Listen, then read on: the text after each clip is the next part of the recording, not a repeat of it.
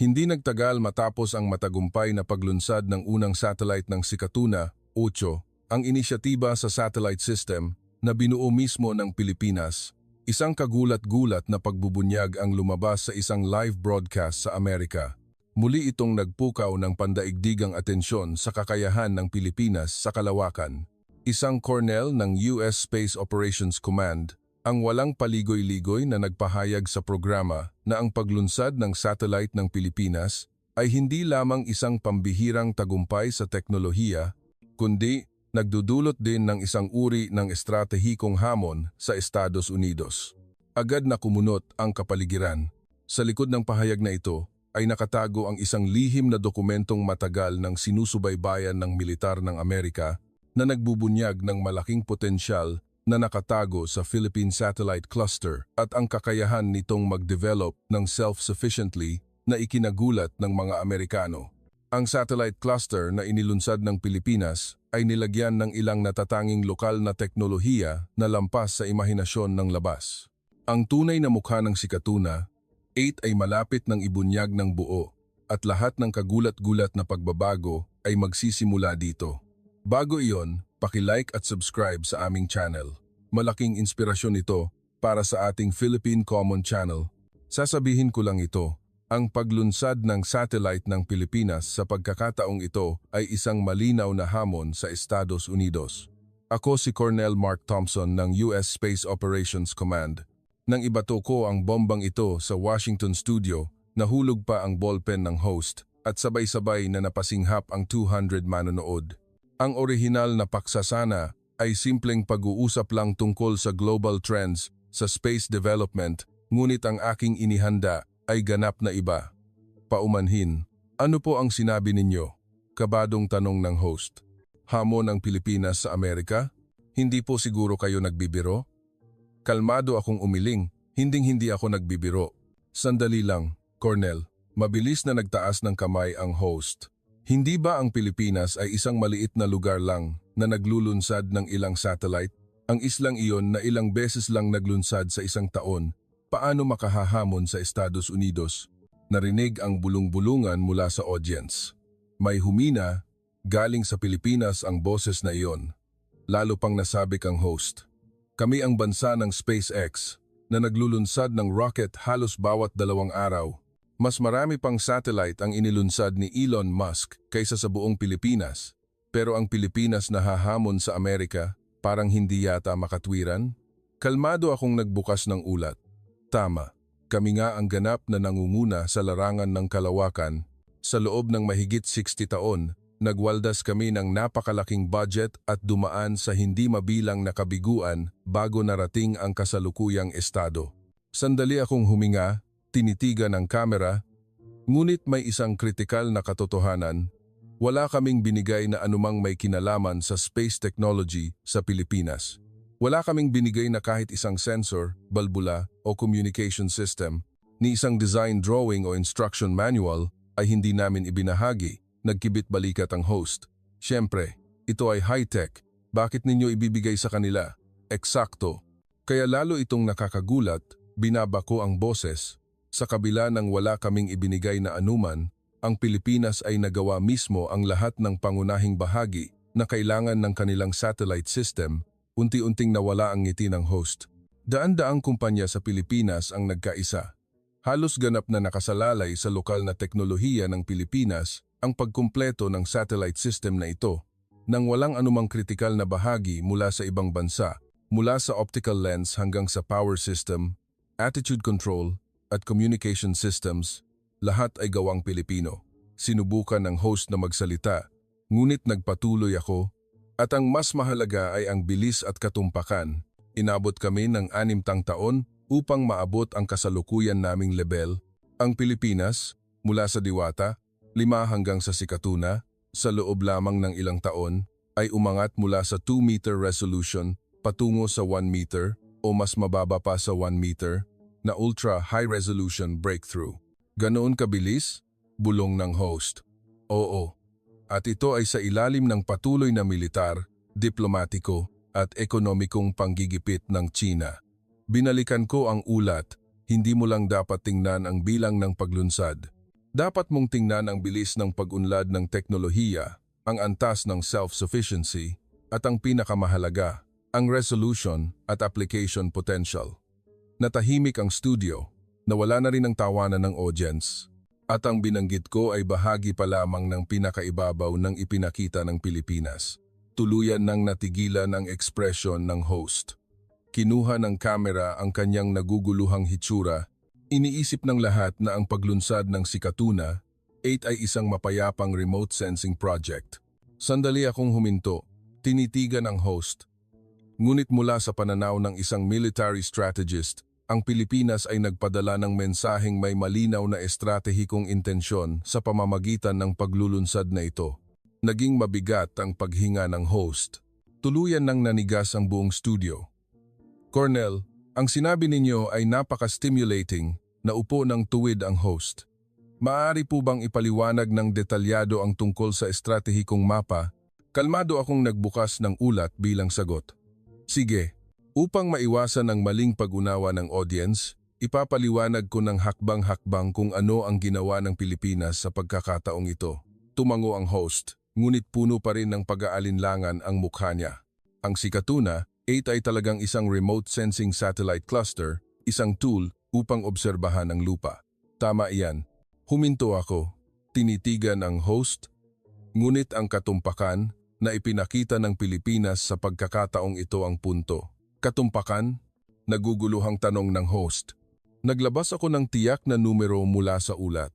Kadalasan, ang kalinawan ng isang remote sensing satellite ay itinuturing na maganda na sa pagitan ng 2 hanggang 5 metro. Tanong ng host, kung ganoon, gaano katumpak ang Sikatuna, Wano?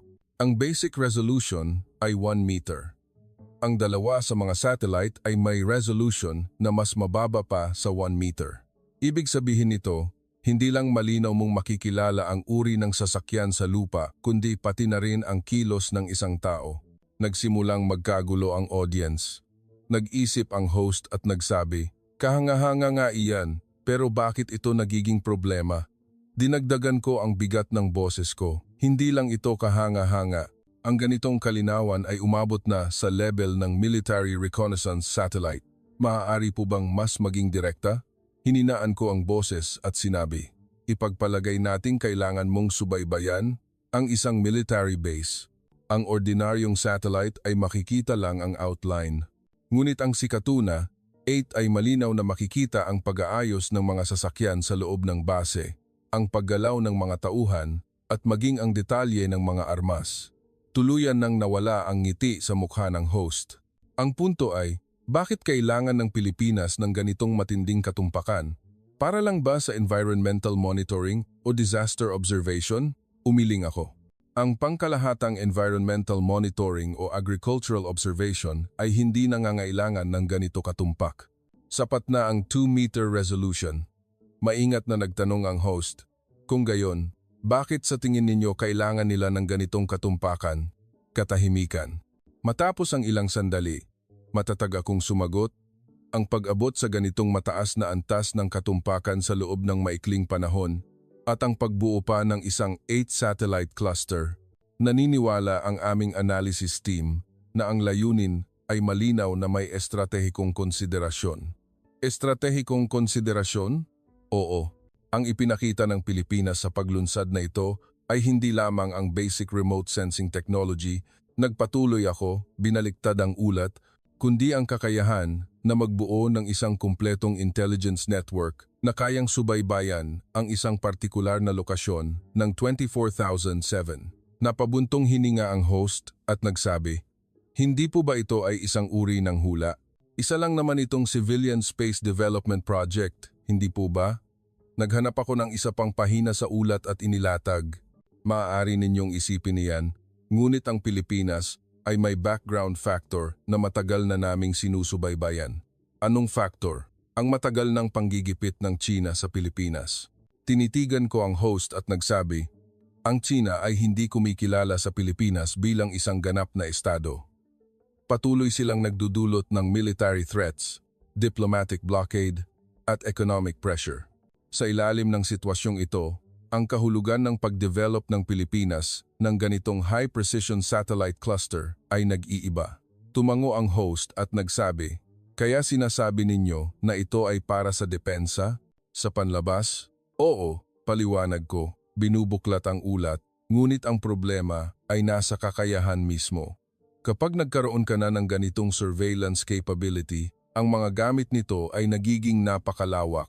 Parang naintindihan na ng host at nagsabi, "Nagsisimula na akong maintindihan ang inyong pag-aalala at may mas kritikal pang pagbabago." Nagbukas ako ng bagong pahina. Ang teknikal na puso ng proyektong Sikatuna, 8 ay nagmula sa pinakamalakas na industrial foundation ng Pilipinas. Anong industriya? Semiconductor industry. Diretsahan kong sinabi. Ang Pilipinas ay may isa sa pinakamahusay na assembly, test and packaging na teknolohiya sa mundo. Ang maraming pangunahing electronic systems na nakakabit sa Sikatuna, 8 ay gumamit ng pinakabagong Philippine-made high-end electronics at software. Nanlaki ang mata ng host, kaya ginamit ng Pilipinas ang kanilang semiconductor, electronics expertise sa kalawakan? Hindi lang yan, nagpatuloy ako sa pagpapaliwanag. Ang ahensya sa kalawakan ng Pilipinas ay pinagsama ang resources mula sa industriya, akademya at pananaliksik. Ibig sabihin, ang teknolohiya mula sa mga tech giant tulad ng Megachip Pilipinas at mga research center mula sa Ateneo de Manila at DLSU ay naipasok sa space project. Ano ang kakaiba roon? Isipin mo, lumapit ako, kinokontrol ng Pilipinas ang isang kritikal na bahagi ng global electronics manufacturing. Ngayon, iniuunat nila ang teknolohiyang ito sa kalawakan. Ang estratehikong halaga ng kombinasyong ito ay lampas sa imahinasyon. Nag-isip ang host at nagtanong, "Sinasabi ninyo na kayang gumawa ng Pilipinas ng mas magandang satellite? Hindi lang sa performance, idiniin ko, kayang gumawa ng Pilipinas ng satellite na mahirap para sa amin na ganap na maunawaan ang tunay na kakayahan dahil ang core components ay sila mismo ang nag-design at gumawa. Hindi namin kayang lubusang maunawaan ang mga specs na iyon." Agad na tumahimik ang studio, pero ang mas mahalaga ay nasa likod pa. Nagbukas ako ng pahina, hindi lang malakas ang Pilipinas sa electronics technology, mayroon din silang malakas na AI Industry Foundation. AI? Tanong ng host. Mabilis ang pag-unlad ng AI technology ng Pilipinas, lalo na sa image recognition at data processing, paliwanag ko. Ang high definition na imahe na kinunan ng Sikatuna 8 kasama ng AI analysis ay kayang automatikong kilalanin ang mga target, subaybayan ang mga pagbabago. Ang ganitong intelligent monitoring capability ay hindi kayang tapatan ng tradisyonal na satellite. Parang naintindihan na ng host at nagsabi, "Kaya, hindi lang ito ordinaryong remote sensing satellite, kundi isang intelligent monitoring system?" Ganap na tama, tumango ako. At inaasahan ng Pilipinas na ma-deploy ang buong 8 satellite cluster sa 2031. Ibig sabihin, makabubuo sila ng isang intelligent monitoring network na may tuloy-tuloy na sakop at 24/7 na operasyon. Napakagaling nga, pag-amin ng host. Ang mas kritikal ay ang issue ng ownership ng proyektong ito. Nagbukas ako ng bagong pahina. Bagamat pinamumunuan ng AKP ang Sikatuna, 8, ang teknikal na suporta ay nagmumula sa pinakamalakas na Industrial Alliance ng Pilipinas. Industrial Alliance? Oo. Ang Megachip Pilipinas ay nagbibigay ng advanced electronics. Ang Aero Pag-asa ay nagbibigay ng aerospace engineering technology. At ang mga R&D centers ay nagbibigay ng military technical assistance. Isa-isa kong ipinaliwanag. Ito ay isang national-level project na pinagsasama ang pinakamahusay na teknolohiya ng Pilipinas. Napabuntong hininga ang host, parang napakasistematiko. Tama, nagpatuloy ako. At ang Aero Pag-asa na ito mismo ay isang defense industry enterprise ng Pilipinas. Gumagawa sila ng military equipment tulad ng mga training aircraft at defense systems. Isang defense enterprise na lumalahok sa space project? Gulat na tanong ng host. Eksakto. Iyan ang punto. Idiniin ko. Ang hangganan sa pagitan ng civilian space project at military technology ay nagiging malabo sa Pilipinas. Lumipat ako sa susunod na pahina at nagpatuloy. Ang Aero Pag-asa ay hindi lang gumagawa ng eroplano. namumuhunan din sila sa missile development at aerospace engineering. Kayang kumumpleto nila ng isang full aerospace industrial chain mula sa disenyo hanggang sa pagmamanupaktura. Ano ang kaugnayan niyan sa Sikatuna? 8. Malaki ang kaugnayan, paliwanag ko. Ang launch technology at missile technology ay may pagkakapareho sa maraming aspeto: control systems, navigation technology, propulsion systems, lahat ay magkakaugnay. Nagsimulang maintindihan ng host, kaya habang pinaunlad ng Pilipinas ang space technology, pinapahusay din nila ang missile technology. Sa mas tumpak na salita, pagwawasto ko, pinagsasama, at pinapalakas ng Pilipinas ang kanilang overall aerospace at defense capabilities sa pamamagitan ng space project. Nagbigay ako ng isa pang halimbawa. Ang mga missile system ng Pilipinas ay nangangailangan ng tumpak na navigation at control technology. Ang teknolohiyang binuo para sa proyektong Sikatuna, 8 ay kayang i-feedback sa mga weapon system na ito. Parang naintindihan na ng host at nagsabi, kaya ito ay isang uri ng dual-use technology? Tama, kumpirma ko. At sa ilalim ng patuloy na military threat ng Tsina, may sapat na dahilan ng Pilipinas upang mag-develop ng ganitong dual-use technology. Dual-use technology teknolohiya na kayang gamitin sa civilian at military purposes ng sabay. Paliwanag ko, sa panlabas, ito ay mapayapang space remote sensing, ngunit ang kakayahan na pinalalaki ay kayang ilipat sa gamit militar. Katahimikan. Kung gayon, gaano nakalakas ang Pilipinas ngayon? Napabuntong hininga ako, naghahanda na sabihin ang pinakamahalagang bahagi. Hayaan akong magbigay ng ilang teknikal na detalye sa Sikatuna, 8 system na pinaka-nag-aalala sa amin. Sige po. Una, ang resolution, inilatag ko ang data. Ang dalawang ultra-high resolution satellite ng Sikatuna, 8 ay may resolution na mas mababa pa sa 1 meter. Ano ang ibig sabihin niyan? Ibig sabihin, makikita nila kung ano ang ginagawa ng isang tao sa lupa, nanlaki ang mata ng host. Hindi ba't military grade na iyan? Ganap na tama, kumpirma ko. Ang KH, labing military reconnaissance satellite ng Amerika ay nasa parehong level. Paano naabot ng Pilipinas ang antas na ito? Electronics technology, simple kong sagot. Sa pamamagitan ng advanced processing technology, ang Pilipinas ay kayang gumawa ng mas high performance, low power consumption na sensors at processors. Iyan ang pangunahing bentahe. Nagpatuloy ako sa pagpapaliwanag. Pangalawa, ang cluster operation mode.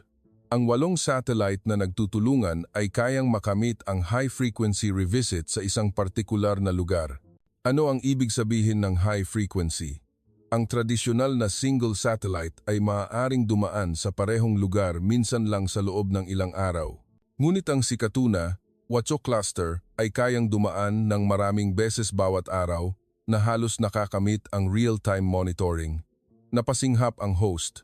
Malaking tulong iyan sa military intelligence. Eksakto, tumango ako.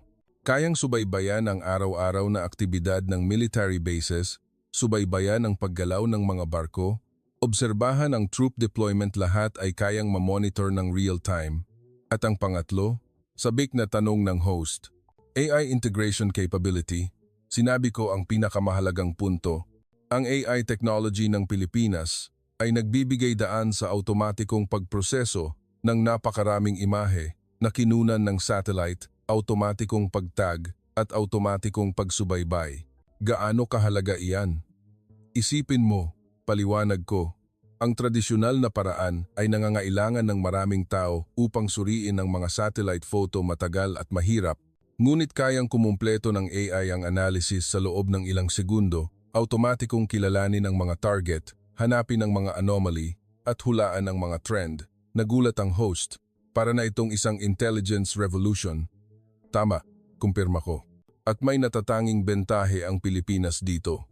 Ang kanilang electronics technology ay nagbibigay ng hardware foundation at ang AI technology ay nagbibigay ng software capability.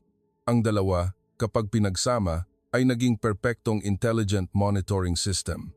Huminto ako sandali. Hinayaan ang host na i-digest ang mga impormasyon. Ngunit ang pinakakinatatakutan namin ay hindi ito. Binaba ko ang boses, may mas seryoso pa. Ano po? Kabadong tanong ng host. Ang estratehikong posisyon ng Pilipinas. Binuksan ko ang mapa. Ang Pilipinas ay matatagpuan sa core position ng unang island chain. Kayang saklawin ng sikatuna, 8 ang buong Western Pacific region nang walang kahirapan. Gumamit ako ng daliri upang bilugan ang mapa mula sa Japan hanggang sa Pilipinas, mula sa West Philippine Sea hanggang sa Guam, ang buong saklaw ay nasa ilalim ng surveillance. Kaya, hindi lang sinusubaybayan ng Pilipinas ang China, kundi ang buong rehiyon? Tama, kumpirma ko. Dahil sa geopolitical importance ng rehiyong ito, ang estratehikong halaga ng ganitong surveillance capability ay hindi masukat. Parang naintindihan na ng host at nagsabi, binanggit ninyo ang panggigipit ng China sa Pilipinas. Mahalaga po ba ang background na iyon? Napakalahaga, idiniin ko. Ang China ay hindi kailanman kumikilala sa Pilipinas at patuloy na nagdudulot ng military threat. Sa ilalim ng panggigipit na ito, ang pag-develop ng Pilipinas ng ganitong surveillance capability ay normal lang, hindi ba? Hindi lang normal, kundi kinakailangan, paliwanag ko. Dapat malaman ng Pilipinas ang military movements ng China anumang oras. Ang sikatuna, Watso, ay ang kritikal na tool upang makamit ang layuning iyon. Nagpatuloy ako sa mas malalim na analysis. At ang Pilipinas ay humaharap din sa diplomatic isolation. Ginagamit ng China ang impluensya nito upang hindi makasali ang Pilipinas sa maraming international organizations at nahihirapan silang makakuha ng military technical assistance mula sa ibang bansa. Kaya, kailangang umasa ang Pilipinas sa sarili nila. Eksakto, tumango ako. Ito ang nagpapaliwanag kung bakit ang Pilipinas ay lubos na nagpapahalaga sa technological self-reliance. Mula sa electronics hanggang sa AI, mula sa aerospace hanggang sa defense, nagsisikap ang Pilipinas na makamit ang technological self-sufficiency na pabuntong hininga ang host. Ito ay kuwento ng kaligtasan sa gitna ng matinding hamon. Ngunit ang kuwentong ito ay hindi pa tapos. Paalala ko. Ang sikatuna, 8 ay simula pa lamang. May mas malaking space plan pa ang Pilipinas. Halimbawa, ang Lunar Exploration Project. Inihayag ko.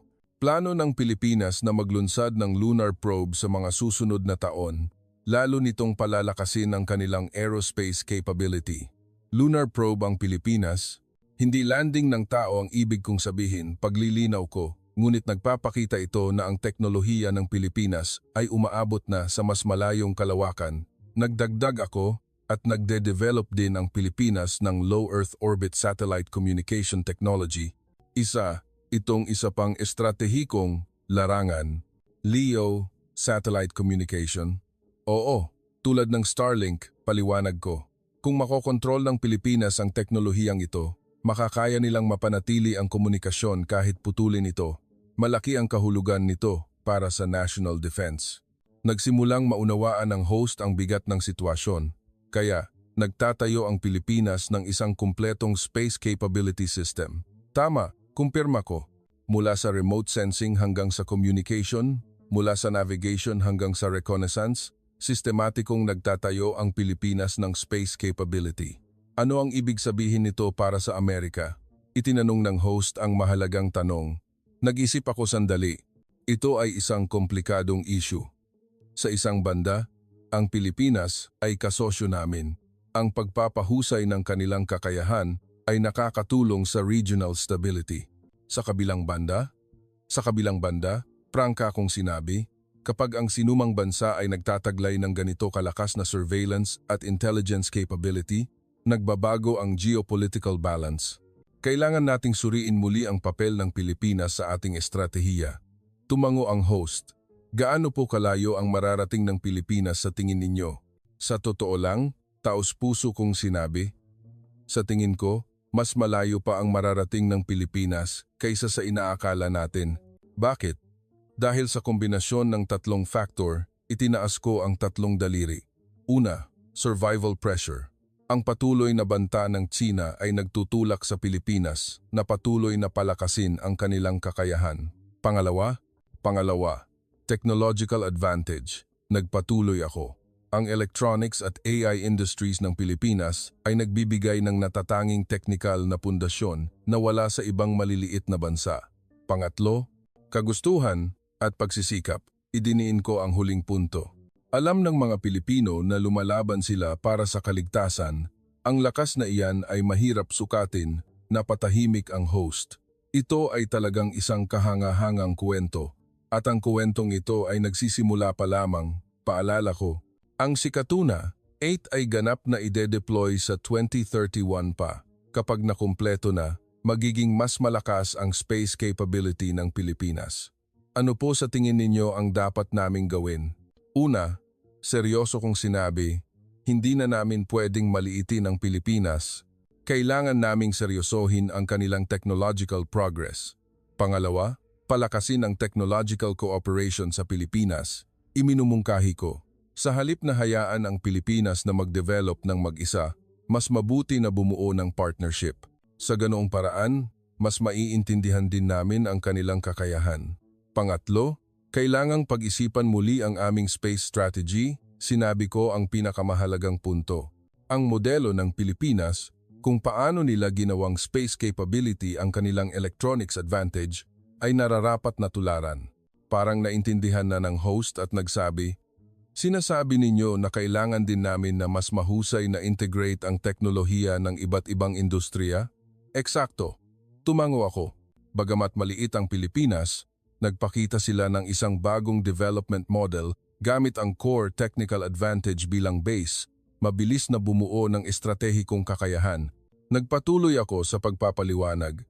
Ang Amerika ay may pinakamalakas na tech industry, ngunit sa pag-integrate ng civilian technology at defense needs, baka hindi kami kasing epektibo ng Pilipinas.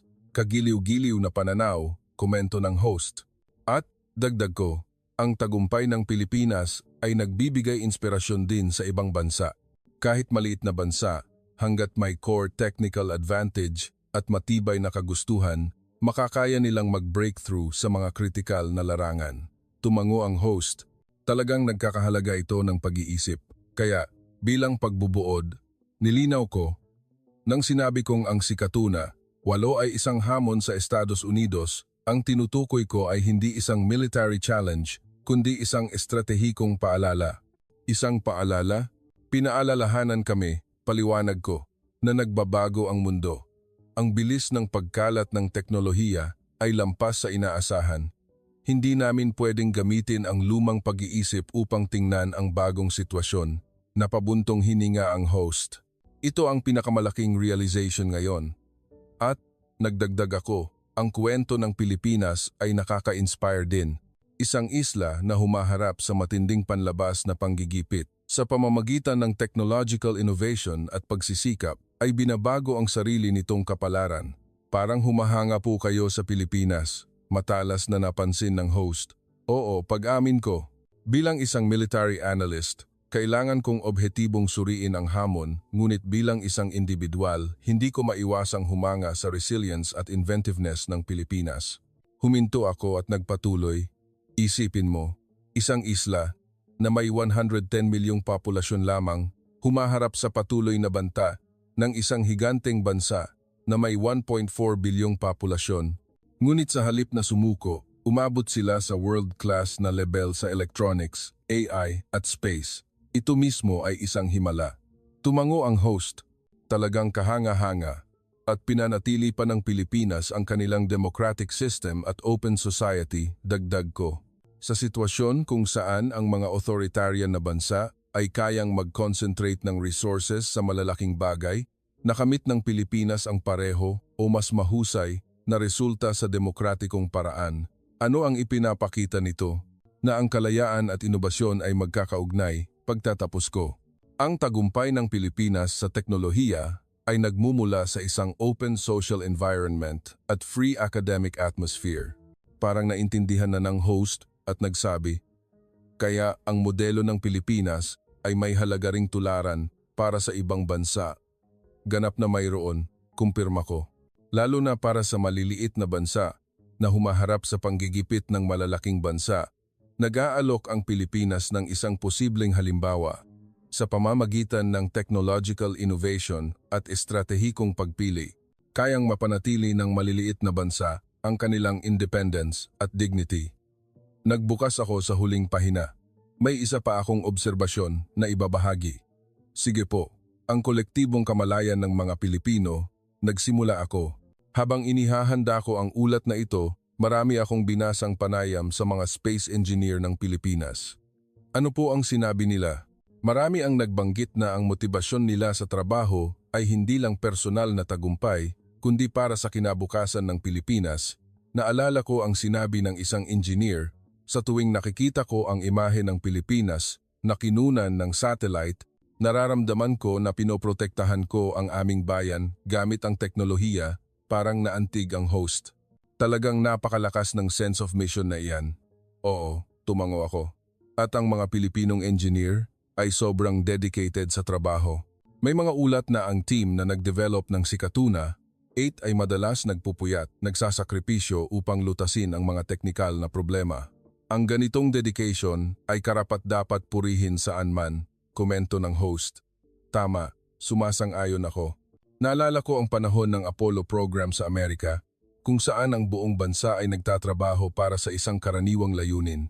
Sa tingin po ba ninyo, mayroon pa tayong ganoong espiritu ngayon? Matalas na tanong ng host. Katahimikan. Sa totoo lang, parang nawala sa atin ang ilang antas ng urgency at sense of mission. Bakit po? Dahil masyado na tayong nasanay sa nangungunang posisyon, prangka kong sinabi. Inakala namin na ang technological advantage ng Amerika ay isang given. Ngunit ang kaso ng Pilipinas ay nagpapaalala sa amin na ang advantage ay kailangang patuloy na panatilihin at innovate. Tumango ang host. Kaya, nagbigay ng leksyon ang Pilipinas sa atin. Maari mong sabihin iyan, pag-amin ko.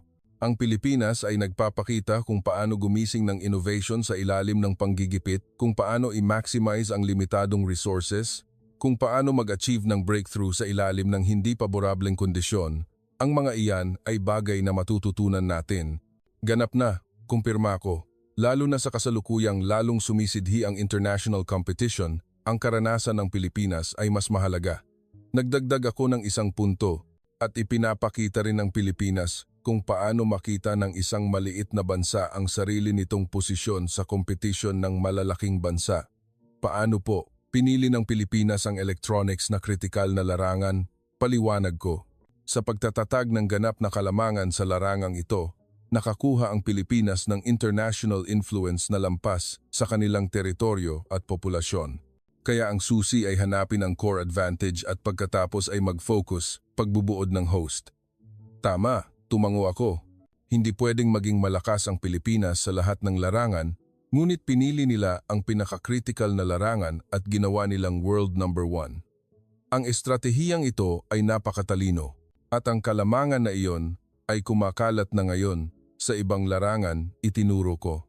Ang Sikatuna 8 ay isang halimbawa. Ang electronics technology advantage ay nagiging space capability, kaya ang technological advantage ay kayang palakihin. Ganap na tama, kumpirma ko. Ito rin ang dahilan kung bakit kami nakatuon sa pag-unlad ng Pilipinas, dahil ipinapakita nila kung paano binabago ng teknolohiya ang estratehikong landscape. Tinitigan ako ng host, naghihintay sa panghuling pagbubuod. Sa pangkalahatan, huminga ako ng malalim. Ang Sikatuna 8 ay hindi lang isang satellite system. Sinasalamin nito ang estratehikong pagbabago ng Pilipinas mula sa pagiging passive defense patungo sa active intelligence dominance, mula sa technological dependence patungo sa self-reliant innovation. Ang Pilipinas ay nagde-define muli ng papel ng isang maliit na bansa sa kompetisyon ng malalaking bansa. Ano ang ibig sabihin nito para sa international order? Itinanong ng host ang huling tanong. Ibig sabihin nito, simple at epektibo kong sinagot na binabago ng teknolohiya ang power distribution. Ang kagustuhan at inobasyon ay kayang punan ang kakulangan sa sukat. Huminto ako sandali, hinayaan ang mga salitang iyon na umugong. At ang pinakamahalaga, panghuli kong sinabi, pinaalalahanan tayo ng Pilipinas na sa mabilis na nagbabagong mundo, walang anumang bagay na given. Ang advantage ay kailangang panatilihin. Ang leadership ay kailangang innovate. Ang sinumang kalaban ay hindi pwedeng maliitin o magbabayad tayo ng malaki. Ito ay talagang isang babala na nagkakahalaga ng pag-iisip pagtatapos ng host. Tama, tumango ako. Ang sikatuna, 8 ay umiikot sa kalawakan, ngunit ang mensahe nito ay nagdudulot ng malaking epekto sa lupa. Ang isa pang satellite system ng Pilipinas ay nagsasabi sa mundo, narito kami, mayroon kaming kakayahan. Karapat-dapat kaming seryosohin, tahimik ang loob ng studio, dinidigest ng audience ang mga impormasyon. Sa huli, nagdagdag ako ng isang pangungusap. Ano man ang paghusga namin sa pag-unlad ng Pilipinas, isang bagay ang tiyak, hindi titigil ang Pilipinas. Sa harap ng patuloy na banta, lalo pang magsisikap ang Pilipinas na mag-innovate at sumulong. Kung gayon, hindi rin kami pwedeng tumigil, naintindihan ng host ang implikasyon. Eksakto, kumpirma ko, ang kwento ng Pilipinas ay patuloy na isinusulat. Kailangan naming subaybayan ng malapit ang susunod na kabanata ng kwentong ito. Huminga ng malalim ang host. Cornel, salamat sa inyong napakagaling na analysis ngayon. Talagang binago nito ang pananaw ko sa Pilipinas. Salamat sa inyong oras. Magalang akong sumagot. Sana, ang diskusyon ngayon ay makatulong sa mas maraming Amerikano na maunawaan ang tunay na lakas ng Pilipinas at ang bagong sitwasyon na kinakaharap namin. Unti-unting dumilim ang ilaw ng studio, ngunit ang kwento ng Pilipinas ay patuloy. Umiikot ang sikatuna, 8 sa kalawakan. Bawat pag-ikot ay sumusulat sa kagustuhan at kakayahan ng islang ito. At sa lupa, muling sinusuri ng mundo kung ano pa ang sorpresa na ibibigay ng islang ito na may sukat lamang na 3,000 square kilometers. Sa mundo, ang sagot ay marahil sa hindi malayong hinaharap. Salamat din sa inyong lahat sa panonood hanggang sa huli. Naway magkaroon kayo ng masaya at mapayapang pagtatapos ng taon. Salamat sa inyong panonood, Philippine Common Channel TV. Ang inyong subscribe, like, at support ang pinakamalaking motibasyon namin sa paggawa ng video. Sa hinaharap, patuloy kaming magsisikap na magbigay ng mas mabilis at mas tumpak na impormasyon para sa inyo. Maraming salamat.